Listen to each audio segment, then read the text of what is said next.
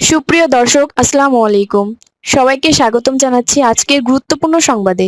প্রথমেই জানিয়ে দিচ্ছি সংবাদ শিরোনাম। প্রথমেই জানিয়ে দেব এনসিপি থেকে তাসনিম জারার পদত্যাগ, নির্বাচন নিয়ে নতুন ঘোষণা, থিম মিউজিক। এরপর থেকে সারা দেশে বেশ কিছু আসনে বিএনপির প্রার্থীর পরিবর্তন, থিম মিউজিক। আরও জানিয়ে দেব সিম ব্যবহারের ক্ষেত্রে আরও কঠোর হচ্ছে সরকার, থিম মিউজিক।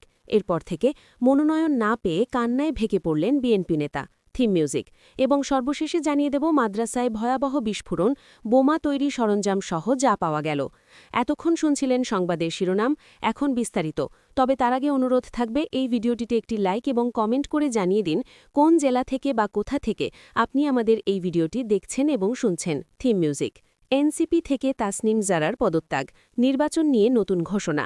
এনসিপি থেকে পদত্যাগ করেছেন দলটির জ্যেষ্ঠ যুগ্ম সদস্য সচিব তাসনিম জারা। শনিবার দলের একাধিক নেতা এ তথ্য নিশ্চিত করেছেন। তিনি ঢাকা ৯ থেকে স্বতন্ত্র নির্বাচন করবেন বলে জানা গেছে। পদত্যাগ করে এনসিপির দলীয় গ্রুপে তাসনিম জারা লিখেছেন, প্রিয় সহযোদ্ধাগণ, আমি দল থেকে পদত্যাগ করেছি। গত ১.৫ বছর আপনাদের থেকে অনেক কিছু শিখেছি, সেজন্য আন্তরিক কৃতজ্ঞতা। আপনাদের জন্য শুভকামনা রইল। Theme music. সারা দেশে বেশ কিছু আসনে বিএনপির প্রার্থী পরিবর্তন। ত্রয়োদশ জাতীয় সংসদ নির্বাচনে প্রাথমিকভাবে মনোনয়ন দেওয়া প্রার্থীদের মধ্যে পরিবর্তন এনেছে বিএনপি।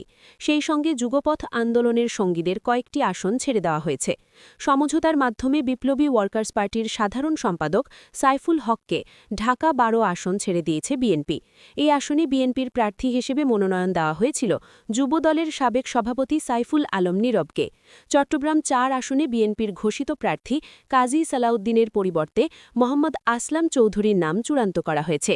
আসলাম চৌধুরী চূড়ান্ত মনোনয়ন পেয়ে শনিবার সকালে সীতাকুণ্ডের নিজ বাড়িতে স্থানীয় নেতাকর্মীদের সঙ্গে মতবিনিময় করেছেন।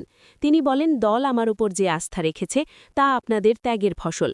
এদিকে চট্টগ্রাম ১০ আসনে মনোনয়ন পেয়েছিলেন বিএনপির স্থায়ী কমিটির সদস্য আমির খসরু মোহাম্মদ চৌধুরী। বর্তমানে তাকে চট্টগ্রাম ১১ আসন প্রার্থী করা হয়েছে।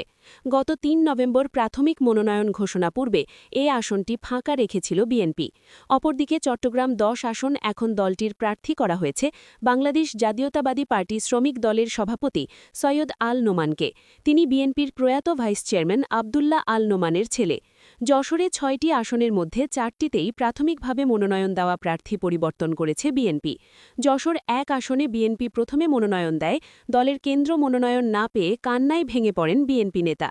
ত্রয়োদশ জাতীয় সংসদ নির্বাচনে জোট সমঝোতায় নড়াইল ২ আসন প্রার্থী পরিবর্তন করে ন্যাশনাল পিপলস পার্টির চেয়ারম্যান ও জাতীয়তাবাদী সমমননা জোটের সমন্বয়ক ড ফারিদুজ্জামান ফরহাদকে জোট প্রার্থী হিসেবে ঘোষণা করেছে বিএনপি। এর আগে দ্বিতীয় দফায় বিএনপির মনোনীত ৩৬টি আসনের প্রার্থীদের নাম ঘোষণায় নড়াইল জেলা বিএনপির সাধারণ সম্পাদক মোহাম্মদ মুনিরুল ইসলামকে নড়াইল ২ আসন দলের প্রার্থী হিসেবে ঘোষণা করা হয়েছিল। কিন্তু বুধবার গুলশানে বিএনপি চেয়ারপারসনের রাজনৈতিক কার্যালয়ের সংবাদ সম্মেলনে দলের মহাসচিব মির্জা ফখরুল ইসলাম আলমগীর শরিক দলের প্রার্থী হিসেবে ড ফারিদুজ্জামান ফরহাদের নাম ঘোষণা করার পর থেকেই ক্ষুব্ধ প্রতিক্রিয়া জানিয়েছেন মনিরুলের সমর্থকরা। এমনকি মনোনয়ন না পেয়ে মনিরুল ইসলাম কান্নায় ভেঙে পড়েন। একই সঙ্গে কর্মী সমর্থকদের মধ্যেও কান্নার ঘটনা ঘটেছে। তাদের এমন মাতমের একটি ভিডিও ইতোমধ্যেই ফেসবুকে ভাইরাল হয়েছে। ২ মিনিট ৩৪ সেকেন্ডের এই ভিডিওতে দেখা যায় অসংখ্য বিক্ষুব্ধ নেতাকর্মীর উদ্দেশ্যে এ বিএনপি নেতা কান্না করতে করতে বলেন, আমি ৩৯ বছর ধরে বিএনপি ও আপনাদের সঙ্গে আছি। জীবনের শেষ রক্তবিন্দু দিয়ে হলেও আমি আপনাদের সঙ্গে থাকতে চাই।